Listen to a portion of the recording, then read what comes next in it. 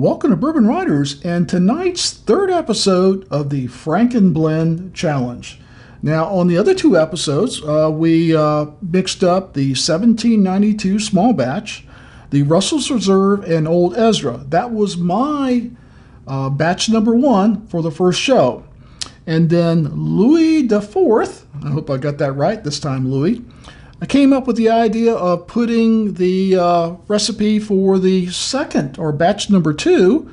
The base bourbon was Elijah Craig Small Batch, and Louis came up with the 1792 Full Proof and the Henry McKenna 10-year to add to that.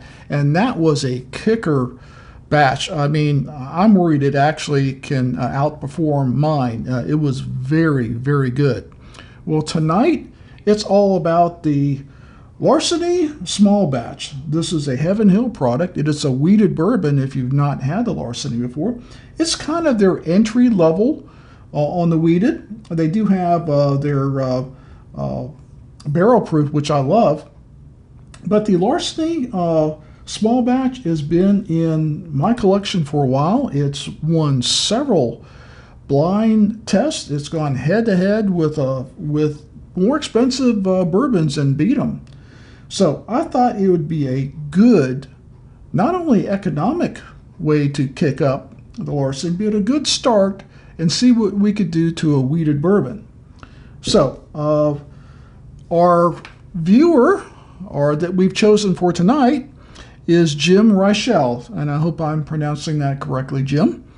Jim has picked up the components for the rest of this FrankenBlend Batch number 3.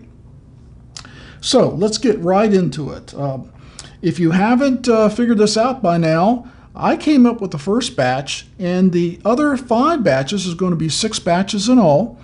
We go to you, our viewing audience. I give you the base bourbon, and we'll talk more about that after the show.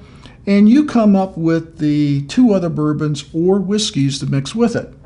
So tonight, Jim's recipe for batch number 3 starts off with my Larceny, 50 milliliters, we've got here.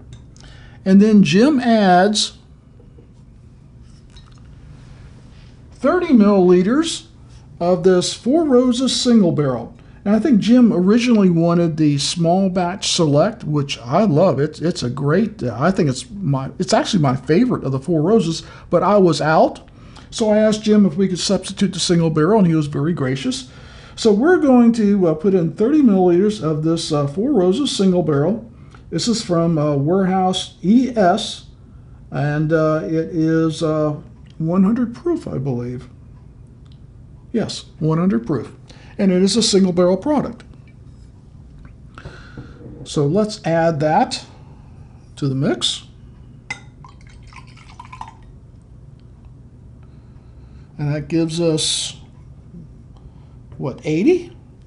So for the other 20 milliliters, Jim came up with, and this was, he really threw me off of this. This was a surprise to me. He came up with the Woodinville Port Finished Bourbon. Now this is a product from the Woodinville Distillery. It says it's a special limited release, but I've seen it out for quite a while.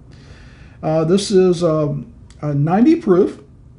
It's straight bourbon whiskey finished in port casks, port wine casks. And, you know, I've not been a big fan of it. You can see I did do some tasting with it and did do some fights with it. And, it's a good bourbon. It's not my favorite in the port finished.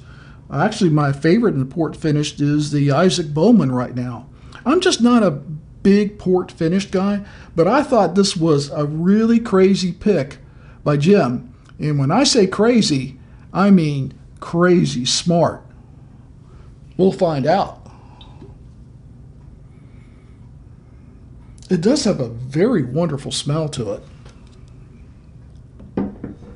So in case you're wondering with the little glasses off the side here, I've been kind of sampling the Four Roses single barrel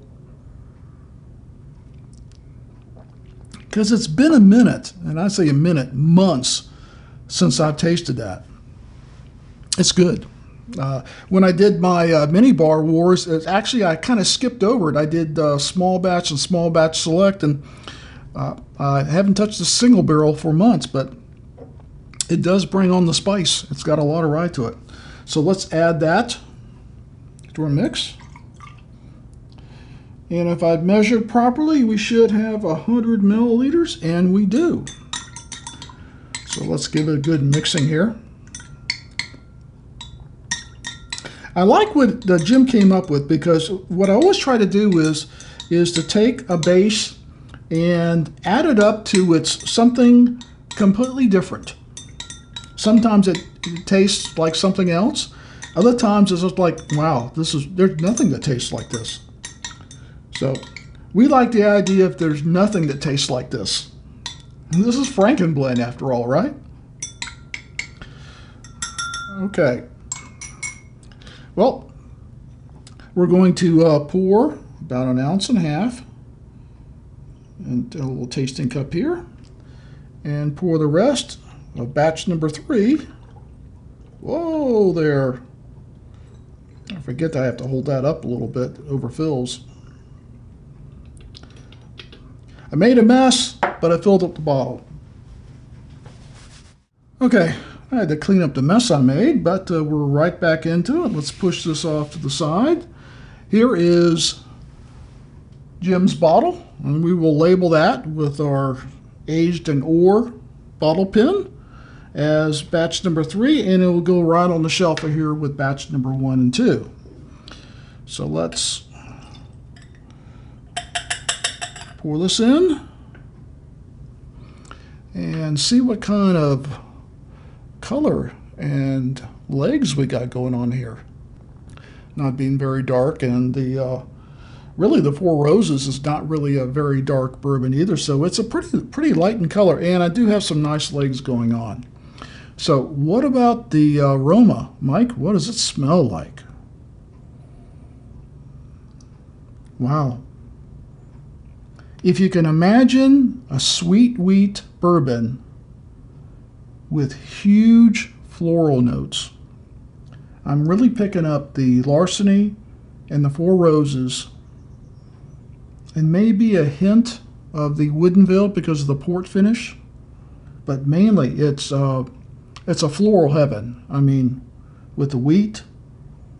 Interesting. Well, while we're letting it breathe a little bit and getting it nice and stirred up, our next show is going to be, the challenge is going to be Evan Williams Bottled in Bond.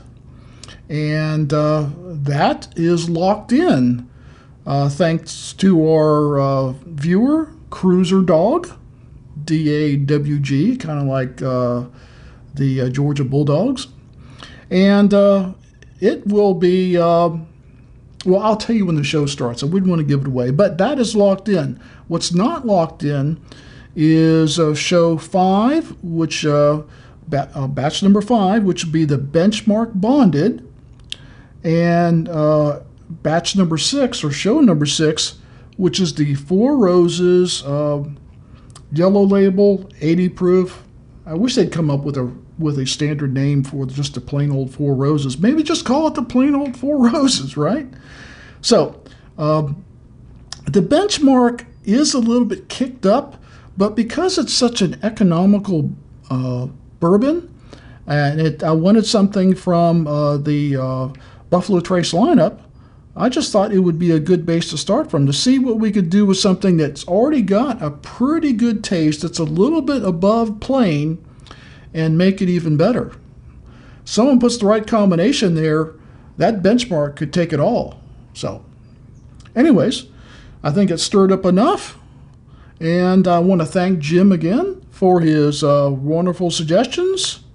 So here's to you, Jim. Cheers.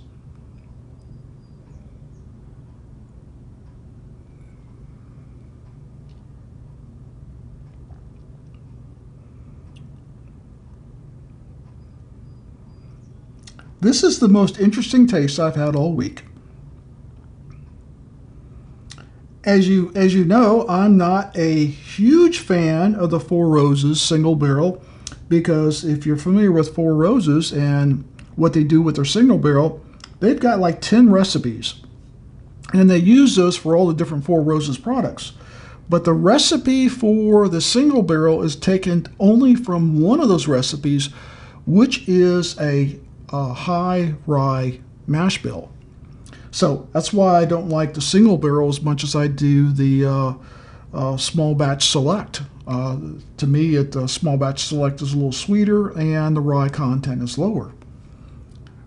But you know what? It doesn't bother me in this one. This one, the Four Roses, is just fine. Let's take another sip.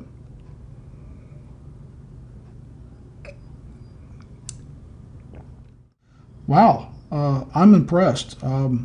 I thought that this might be a Frankenstein, not a FrankenBlend, but Jim seems to know what he's doing, because this is great. This is not as proofy as the previous two blends I did, which both had a lot higher proof due to the Old Ezra on mine and the 1792 full proof on batch number 2. This is more balanced on the proof. It doesn't taste proofy. It tastes right where it needs to be.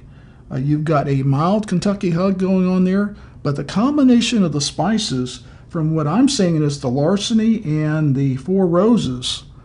You get a little bit of the rye from the Four Roses, but it's so diluted compared to just by itself. It's wonderful. I do pick up a hint of the Woodinville, but the Woodinville is really downplayed in this batch. If I didn't know what to look for, I might not notice it's there, because primarily I'm picking up the sweet wheat and then the fruity goodness of the single barrel with that little bit of rye, a little bit of spice going on. It seems to be a very balanced blend. I mean, this could be the most balanced blend of all three so far. And then next week, we'll see you for batch number 4, Evan Williams Bottled in Bond, and see what Cruiser Dog comes up with. So, as always, please drink responsibly, never drink and drive, and we'll see you next week.